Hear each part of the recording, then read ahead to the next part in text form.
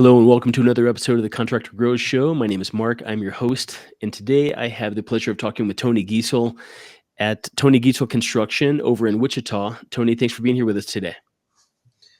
Thanks for inviting me. Very cool. So, Tony, I saw you guys have got a lot of interesting stuff going on. You guys do, home remodeling as well as outdoor structures. Maybe you could tell me a little bit about the history of the business and what you guys are up to today. I started my own business in September of 2009, and with the idea that I was going to just have all sub-trades and no employees. And within a few months, I hired my first one. And since then, we've hired two more. We're still doing a lot of sub-trades, trying to manage them, but still doing some of the finer work ourselves, especially the more detailed work. That's a little bit where we shine, is the detailed part of our business of, for sure, the trim work and things like that, deck building and some of that, just the care that our team takes to put things together. Okay.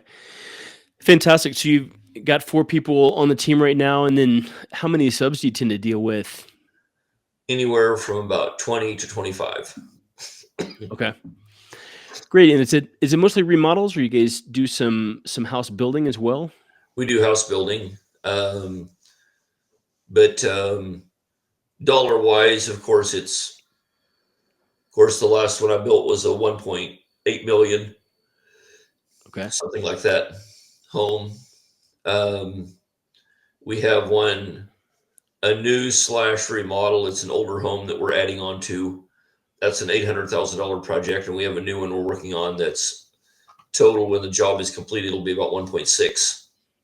Wow. So that's this year. And we have some window replacement jobs to do that each one is probably about $20,000. We got a bathroom remodel that's $50,000. We have a kitchen remodel that's over $100 to start here after the first of the year. Amazing. And it looks like, you guys have done great work in the marketplace. I see a lot of great reviews and a lot of great content on your website. Does the business grow mostly by referrals to get these big jobs, or do you guys do some outreach as well? And how are you able to get really in Wichita? It sounds like, big projects. TV advertisement is a lot. That plays a pretty good part. It's still a lot of referrals. Okay. In some ways, maybe our brand has been built, and yet I don't know if it's ever fully built. But one of the last jobs we did, I asked them where they heard about us from, and they told us that a real estate agent, and I'd never met the lady. She told him, she said, if you want a good home built, you need to call Tony. That is awesome. So it's got to make you feel great. Yeah. Fantastic. And then I noticed that you guys have got a kind of a unique product. Looks like you guys do a lot of work with gutter dome. Yeah. Is that a big part of your business? Tell me about that. We haven't had much rain over the last 2 or 3 years. So I started that in about 2013 or 14, 12 or 13, 11 or 12, actually. And I went for about 3 years just advertising in paper and email blasts and things like that. And I was only selling about $8,500 worth of product a year, and I was spending $10,000 a year advertising. Right. And they told me I either had to start selling more or get out. Okay. And so I asked them what I was supposed to do. And they told me all their successful clients advertise on TV. So the TV lady came to me and said, what's your budget? And I said, I don't have one. And she came up with a number of $3,500 a month. And I was going to say no. And I said, well, you know what? I told him I would do it. I will. For 4 months, it's a $14,000 campaign. And that fall, I sold $50,000 worth that fall. And then it grew every year till about probably 2020. Okay. I was selling over $100,000 worth of product a year, and I'm not sure why I set one of my gutter sub trades up on it, and he orders 2,500 feet at a time. Hmm. And he advertises that when he puts his gutters on, which is the smart thing to do. And we're making about as much as if we do it ourselves by just letting him do it.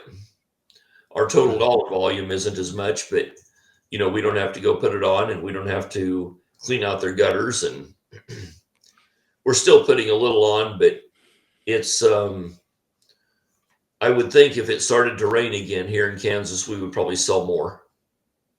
All right. I'll bet. I noticed on Google that you guys have got a lot of great reviews from happy customers. Although I noticed that one stood out. It looks like about 3 weeks ago, Vicky left you a fantastic review about your pool pavilion that you built at her home. Maybe you could tell me about that project a little bit. It was a project that she, I think she's seen us on TV, and she emailed me, and I emailed back, and I didn't hear anything. And she emailed again, and I emailed back, and I didn't hear anything. And she finally emailed me and said, obviously you don't want the job because you're not getting in contact with me. And I said, Right. I immediately picked up the phone and called her. And I said, I've been responding with an email every time. I don't know where it's going. I said, when can I come? And she said, can you come today? And I said, yes, I'll be there.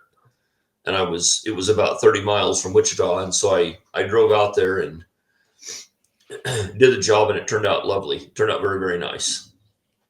Wow. It was a heavy timber frame construction, and we got in, we got the job done, and it turned out very nice. Beautiful. So, I mean, project like that, 30 miles out, is that still kind of within your radius, or is that maybe something? Yeah. Yeah. How far do you guys tend to go out from Wichita to work? Well, I actually live in Heston, which I'm 30 miles from Wichita.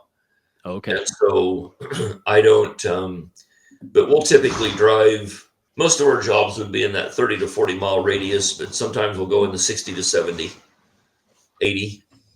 Okay. Okay, great. So these days I've noticed that there's more homeowner turning to like do-it-yourself solutions. Folks can kind of go on to YouTube. They can go, figure out how to do some of this stuff yourself. How do you communicate like the value of hiring an experienced professional like yourself? You've been in the business for a long time. You've got, great people on your team, a ton of experience. Do you ever run into folks thinking, well, maybe I'm just kind of kicking the tires a little bit, and you need to sort of convey some of that value? How would you convey the value of working with an experienced builder like yourself? I'll tell them they'll be sorry when they're sober. Yeah. Awesome. You've been drinking. You're drunk if you think you can do this yourself. Love it. Actually, I start telling them the benefits of hiring a general, and to be able to see the project all the way through, that mistakes happen when somebody don't have the vision. A switch box gets put in the wrong place. The sub trades aren't going to be as willing to come there because they know it's only a one-time deal, that kind of thing. Interesting. Okay. And then I was curious, Tony, you've been in business for a long time, and you've been around the block a lot, running a successful kitchen remodel business. It's often got a lot of challenges. The challenges, kind of retaining team, putting together subs, putting together quotes. Have you dealt with any kind of obstacles over time at all that you've kind of overcome, and how have you dealt with any kind of challenges that may have come up with the business? Well, there's always every project you walk into, there's the unknown. You tear something apart and you don't know what's behind it, and you kind of learn what to look for, and you learn what's, what may have been there, or what may open up when you open up a wall. Okay. And I mean, do you do all of your jobs? Are they all quoted, or are some of them kind of time and materials to deal with such a problem? Like, we don't know what we're going to get into over here. We need to do this on time and materials. I quote, every job has a budget number to it, and then I give them a monthly billing that tells them what our budget number was and how much we spent. And that number is based off of strictly a percentage of time and material. So in a way, every job is time and material, but I've given them a budget number, and I'm usually high on that budget number. Okay. Okay, great. And then I noticed over on, I think, LinkedIn, that you had posted Grant Cardone's revenue formula. Big fan of Grant Cardone myself.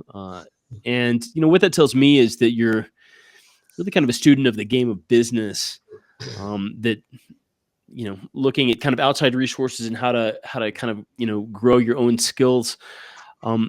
How has kind of being, I don't know, so to speak, a student of the game, or just sort of like learning and reaching out and reaching outside yourself and learning some things like from Grant Cardone, how has that been helpful for you? I mean, why did you post Grant Cardone, and what are your thoughts about that? I don't know. I seen it was an opportunity to post it. I wondered what would happen. Frankly, his program scares the crap out of me. Oh, is that right? Yeah, I'm kind of new into it. I haven't been into it very long, and I know he pushes you to the limit. And I bought into the program because in about 5 years I want to quit. I want to be done. I'm 60 years old, and I have other things that I would like to go do. And I really don't want to work this hard all my life. I've given it. I get up at 5 in the morning, and I usually go in the house at 8:30 in the evening. And really, I haven't been smart enough to put the proper people into place to help me to grow and to scale. I haven't had that knowledge. I haven't had the experience. I haven't done what I should have done all these years.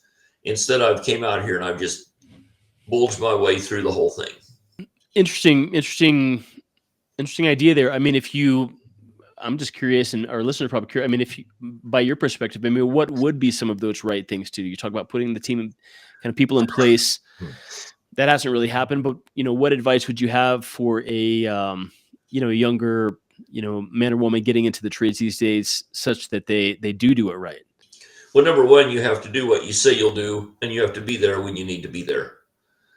And if you say I'm going to be there at 10 o'clock in the morning, you'll be there at 10 o'clock in the morning.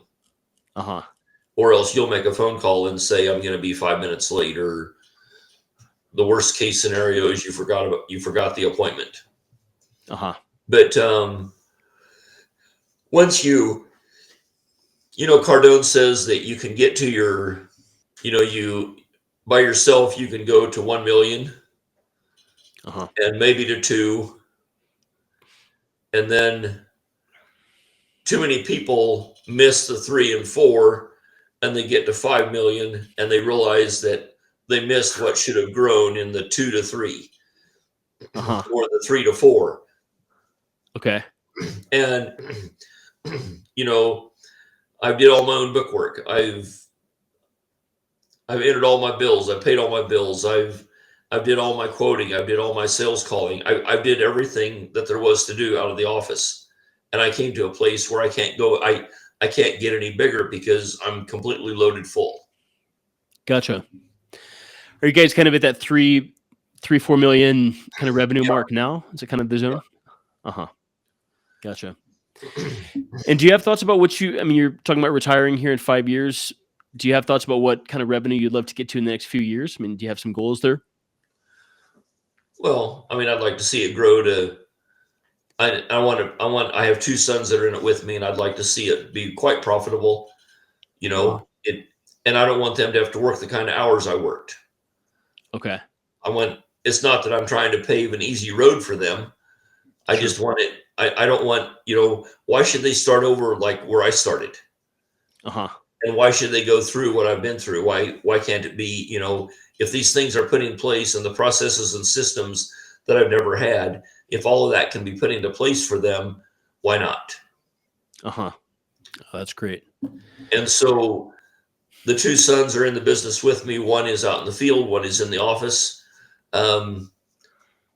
They both want to take it over at some time. And if we can grow to 6 or 8 or 10 would be nice.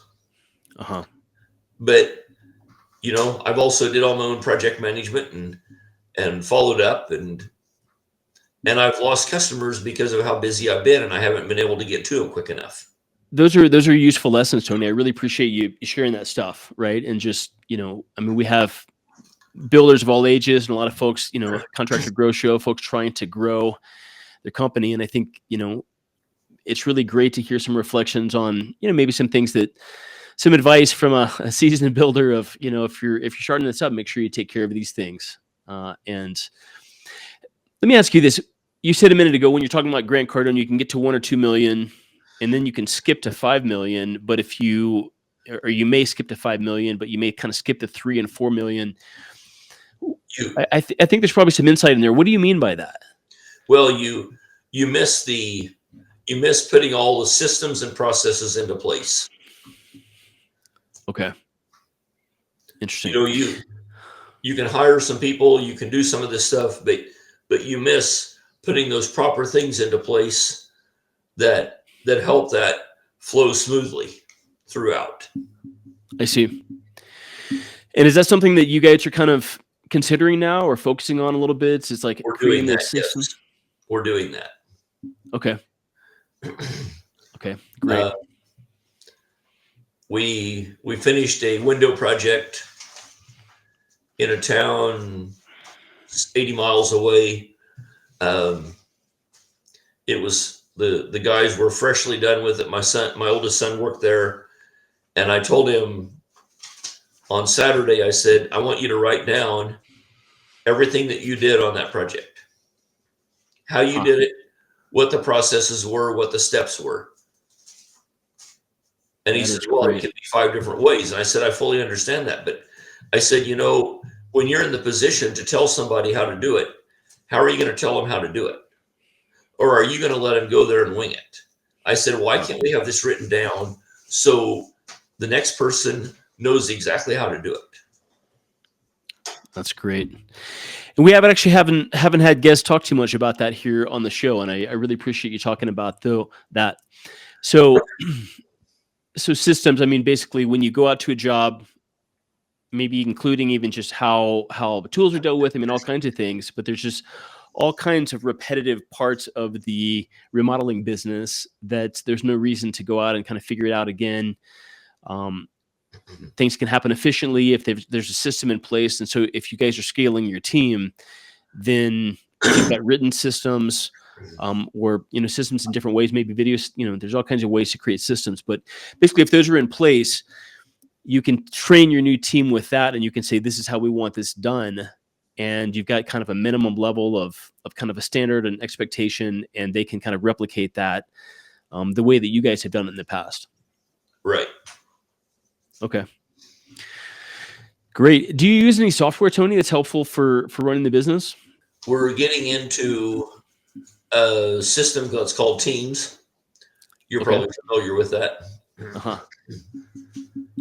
We're kind of new into that, and I know a little bit about it.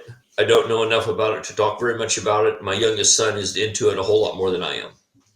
Okay, sure. And there's a gal out of Wichita that's been helping us put that all together, and doing the WIP reports, the work in progress reports, and all of that.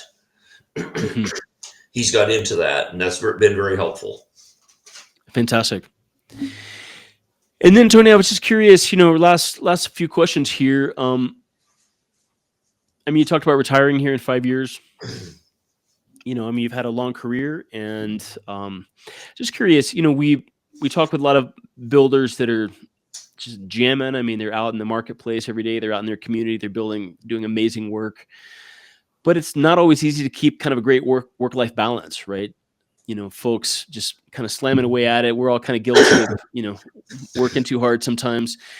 Do you have any ways that you kind of recharge and, other things that you do other than work that are, helpful for you? And, or when you're looking to retire, I mean, what are some of the, anything you're willing to share about, other things you're thinking about? What you'll be doing with your time after you're retired? I would like to go do some voluntary service somewhere. I'd like to travel a little bit more than what we've did.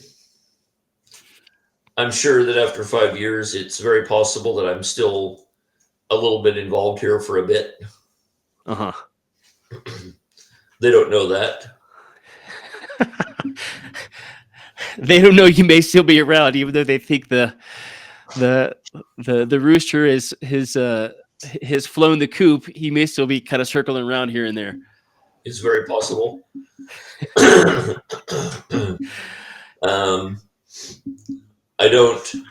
I'm not one to sit around. I'm sure that I'm going to keep busy with something. Uh-huh. I know that I think that some of my suppliers would probably hire me to come work a few days a week if that's what I want to do. Okay. I don't know. I have a hobby. I like to grill meat and smoke meat, and Is that right? other than that, I can't wait to get up in the morning. And on Fridays, when I call people, they tell me they're so glad it's Friday, and I tell them it's one day closer to Monday. Oh, right. And I usually get that kind of response. Oh, that's great. So you grow meat. Do you have some livestock there? Or? No, I buy my meat, and I took an old outdoor grain bin and I built an outdoor kitchen in it. Oh, that is awesome. How cool. What a great hobby. That sounds so fun. Well, fantastic. Well, Tony, a lot of great information here, a lot of great lessons, and I appreciate you just kind of opening up and sharing some of the numbers, and sharing, maybe ways to do things a little bit different, maybe get systems in place a little bit earlier. I mean, it's a great business, and, the work that you guys do is beautiful. And anybody that is in Wichita or within 100 miles of Wichita, absolutely take a look at Tony's site. It's TonyGeiselConstruction.com. It's Tony and then Giesel construction.com. Are there other ways that are good to get in touch with you, Tony, or is the website the best way? Email or call. Okay. All right. Sounds like you're happy to pick up the phone and get on a call with somebody pretty quick. Yeah.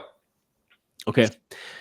Perfect. Well, Tony, thank you for being on the show today. I really appreciate you taking the time. I know you're really busy here, especially here at the kind of Christmas season, end of 2024. So thank you for taking the time, and hopefully, folks, if you're in Wichita, get in touch with Tony. He'd love to work with you. Thanks so much. Okay. Talk to you soon. Thank you.